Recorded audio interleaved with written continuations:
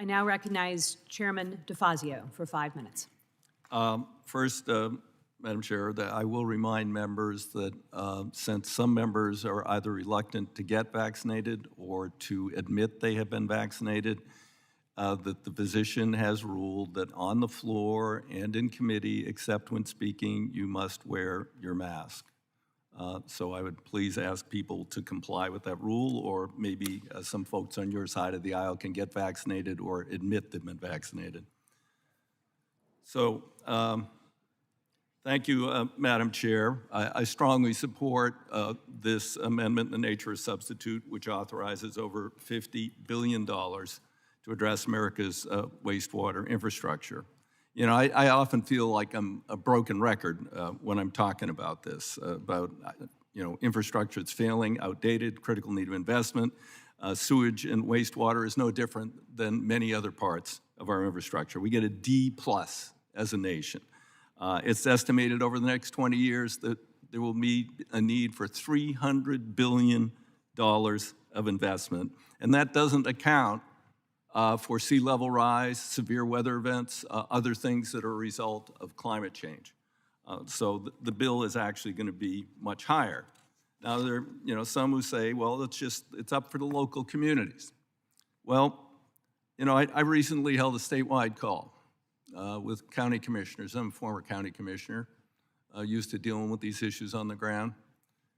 A large majority of them are Republican. Most counties in Oregon are Republican, outside of a few highly populated blue areas. And they were all, to a one, desperate for federal help with their wastewater issues and their drinking water issues. I mean, the need is phenomenal. They also, many of them represent low-income rural areas. And they said, we can't even work through the SRF program. So we've created two things here. We are going to reauthorize the SRF at a very robust level, $40 billion, and we're going to create a new $10 billion grant program for low-income communities and underserved and unserved communities across the country, so that they too can have access to good wastewater treatment, healthy rivers and streams, protect America's recreational resources, protect our agricultural resources, protect our clean water heritage in this country. This is, I hear the other side that this is too much. When did America become so puny? I just don't get it. $40 billion, too much. The need is over $300 billion. Someone's going to have to spend it. It's going to get done, or not.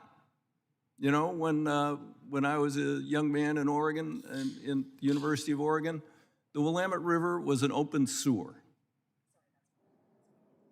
until we got federal help. When I was a county commissioner, we built a Metropolitan Wastewater Management Commission to end our part of the pollution of the Willamette River. And we got a 75% federal match. Today, that match averages 5%. 95% out of your constituents, out of their budgets, they're already stretched thin by other things if they don't get some federal help. Dirty water does not observe a city limit, a county boundary, a state boundary, or even an international boundary. This is a problem where the federal government has a legitimate interest and need to invest, and invest at a level that is not even what they really need, but at least will be helpful to these communities. If we put up 40 plus 10 for grants, we're helping with a sixth of the need, So, I would like to do this in a bipartisan way, but, the numbers are not adequate.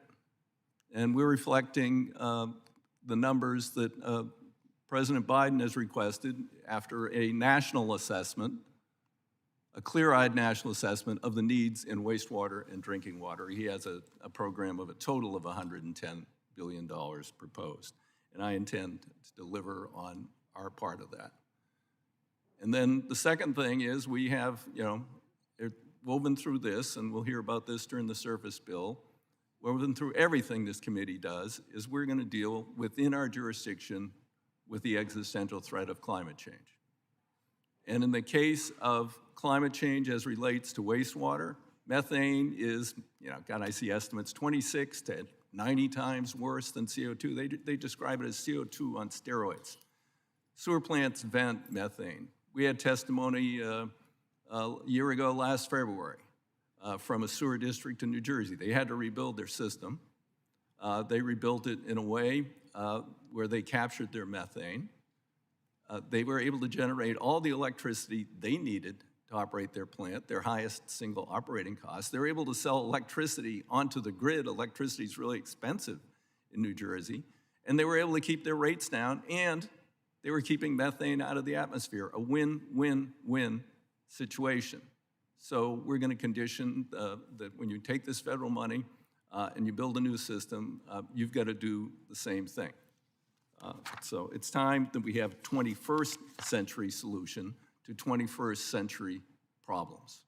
And wastewater is a huge problem. With that, I yield back the balance of my time.